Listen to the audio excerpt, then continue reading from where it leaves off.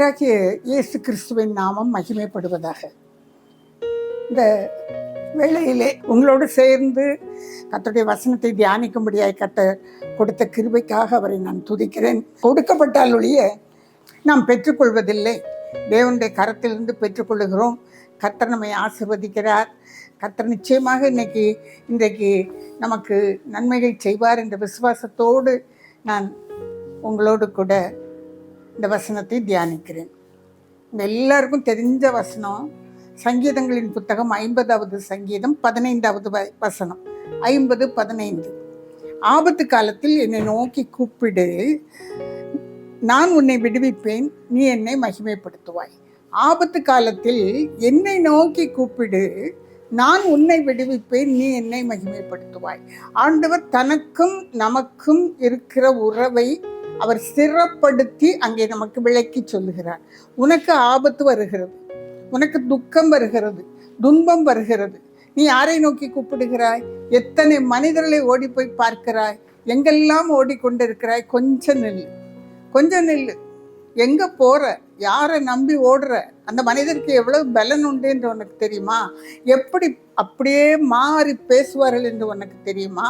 எப்படி உன்னை கைவிட்டு விடுவார்கள் என்று உனக்கு தெரியுமா? செய்கிறேன் என்று சொல்லிவிட்டு செய்யாமல் இருப்பார்கள் உனக்கு தெரியுமா? பாதி தூரம் பிரச்சனையின் மத்தியில் போயிட்டு இருக்கும் போதே நேர் தலைகீழா பேசுவாங்கன்னு உனக்கு தெரியுமா? தெரியாதா? செய்கிறேன் என்று சொல்லுவார்கள், காட்டுகிறேன் என்று சொல்வார்கள், மனதார காட்ட மாட்டார்கள், மனதார சொல்லித்தர மாட்டார்கள். தெரியாதா?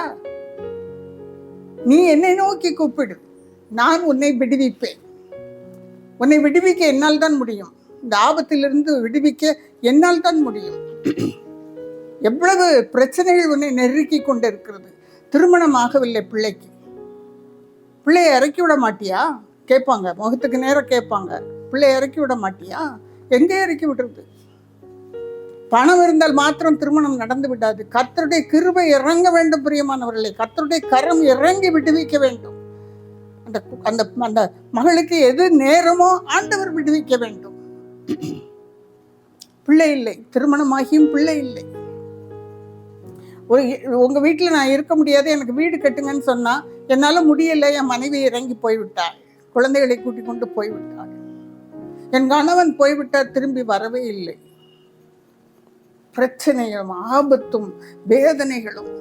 கடன் வாங்கினேன், கொடுத்துடலான்னு நினைச்சுதான் கடன் வாங்கினேங்க, முடியல. கடன் மேல் கடன், விடுபட முடியவில்லை. கர்த்தர் சொல்லுகிறார், நீ என்னை நோக்கி கூப்பிடு, நான் உன்னை விடுவிப்பேன். ஆபத்தில் நீ என்னை நோக்கி கூப்பிடு. எத்தனை பேர் பிரச்சனையை பேசிக்கொண்டே இருப்போம், சொல்லிக்கொண்டே இருப்போம். உண்மையாய் தேவனை நோக்கி கூப்பிட்டு அந்த பிரச்சனைகளை சொல்லிவிட்டோமா? உள்ளத்தை தொட்டு பாருங்கள், இருதயத்தை கேட்டு பாருங்கள். ஓடி போய் அரைக்கதவை பூட்டிக்கொண்டு, ஆண்டவர் அரைக்கதவை பூட்டிக்கொண்டு என்றுதான் சொல்லுகிறார்.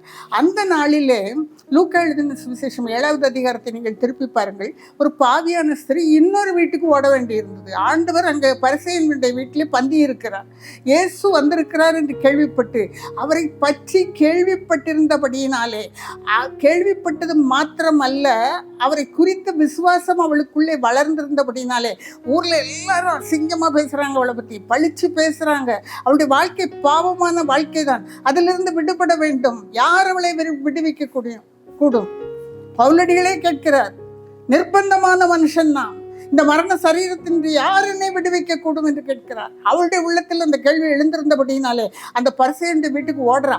அங்க ஒருவேளை விரட்டி விடுவாங்கன்னு கூட பயம் இருந்திருக்கலாம். அதையெல்லாம் விட்டுவிட்டு அந்த பயம் வேதனைகளின் மத்தியிலே இயேசுவை பிடித்து கொள்ள வேண்டும். அவரை பற்றி கேள்விப்பட்டால், அந்த அறிவை ஏற்றுக்கொண்டால், விசுவாசத்தை வெளிப்படுத்துகிறாள். இது போலதான் லூக்கா 19 திருப்பி பாருங்க. சகையுங்கிற மனுஷன் மேலே ஏறினான், மரத்து மேலே ஏறினான். அவன் பெரிய அதிகாரி, அவன் டாக்ஸ் கலெக்டர்.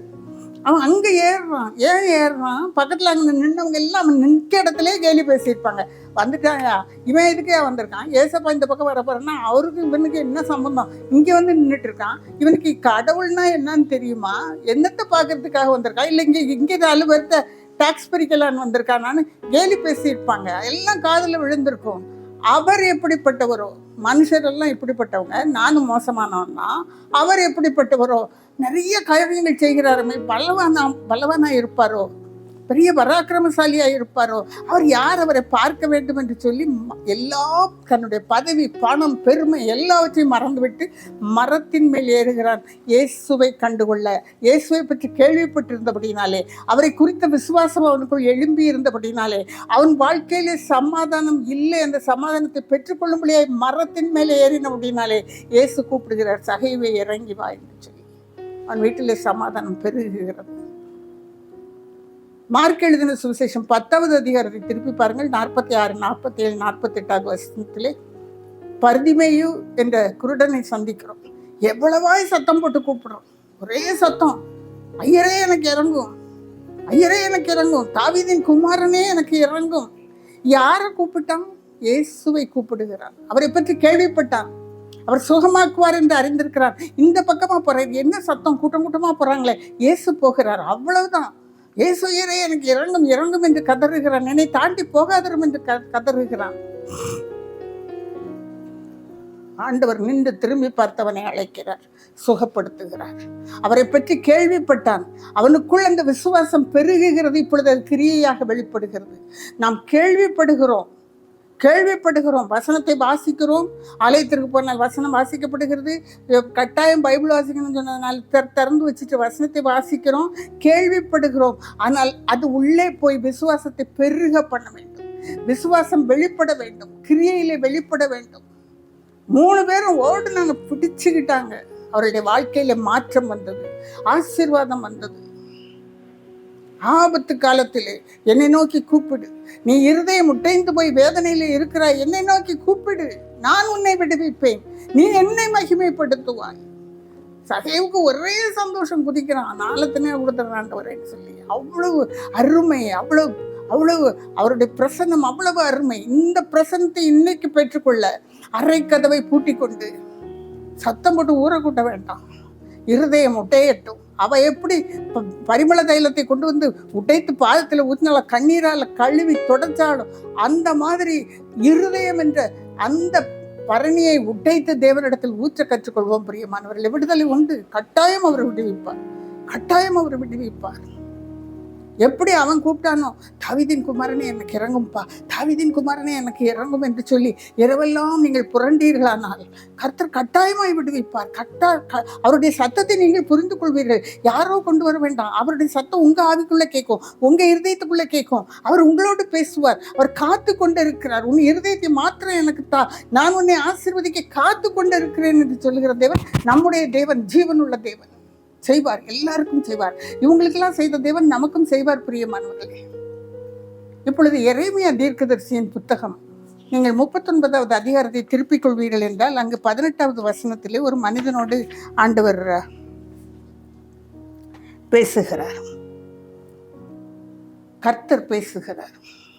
அந்த இடத்திலே ஒரு காரியத்தை நாம் வாசிக்கிறோம். சிதேக்கியா ராஜா ஆண்டு கொண்டிருந்த அந்த நாட்களிலே பாபிலோன் ராஜா யுத்தத்திற்கு வருகிறார். இவர் என்ன பண்ணுறாருன்னா, எகிப்தின் ராஜா பார்வோனுக்கு செய்தி அனுப்பி எனக்கு உதவி செய்ய என்று சொல்லி சிதேக்கியா கேட்கிறார். பார்வோன் புறப்பட்டு வருகிறான். அதே வேளையிலே எரேமியா தீர்க்கதரிசி எருசலேமில் இருக்கிறார். சிதேக்கியாவும் பிரபுக்களும் அவருக்கு முன்னால் வந்து உட்கார்ந்து கர்த்தர் என்ன சொல்லுகிறார் என்று சொல்லுகிறார்கள். ஆண்டவர் தீர்க்கதரிசியின் மூலமாக தெளிவாக பேசி கொண்டிருந்த காலம் அது. எரேமியா வாக்குரைத்து சொல்லுகிறார், இல்லை யுத்தம் பண்ணாதீர்கள், சரணடைந்து விடுங்கள். யுத்தம் பண்ணினால் என்ன நடக்கும் தெரியுமா? நீங்க யாரை வெட்டி போடுறீங்களோ அவன் கூட எழும்பி நின்று இந்த எருசலேமை சுட்டெரிப்பான், இந்த மதில்களை சுட்டெரிப்பான் என்று தேவன் சொல்லுகிறார் என்று சொன்னான். அவன் மூலம் கர்த்தருடைய வார்த்தை வெளிப்பட்டாலும், கர்த்தருடைய வார்த்தையை கேட்டுக்கொண்டாலும் சிதேக்கியாவும் சரி பிரபுக்களும் சரி யாரும் அவனுடைய வார்த்தைக்கு செவி கொடுக்கவில்லை. இப்போ இவனே தப்பி போகிறதுக்கு மெதுவாக பேசாமல் பென்யமீன் தேசத்துக்கு போகலான்னு புறப்படுற நேரத்தில் எரேமியாவை பிடிச்சி யோனத்தான் வீட்டில் பெரிய ஒரு கிணறு, அரண்மனை கிணறு, இந்த உளையான சேருள்ள கிணற்றுக்குள்ளே தூக்கி போட்டாங்க.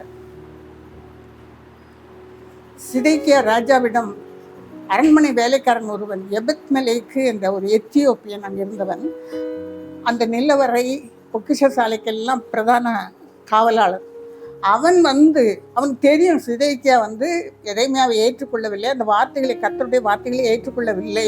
ஆனால் எரேமியா தேவனுடைய மனுஷன் என்று தெரிந்தபடினாலே சிதேக்கியாட்ட போய் கேட்டு கெஞ்சி அவனும் சம்மதித்து ஒரு 30 பேரை கூட்டிட்டு போய் பழம்புடவையெல்லாம் எடுத்து கைக்குள்ளே வச்சுக்கோ, கையில் போடுறேன், உள்ளே போட்டுக்கோ, கை உடஞ்சிடாம பத்திரமா, கை தோளெல்லாம் பிச்சுக்கிட்டு போயிடாம பத்திரமா எரேமியாவை வெளியே தூக்கி விடுகிறார்.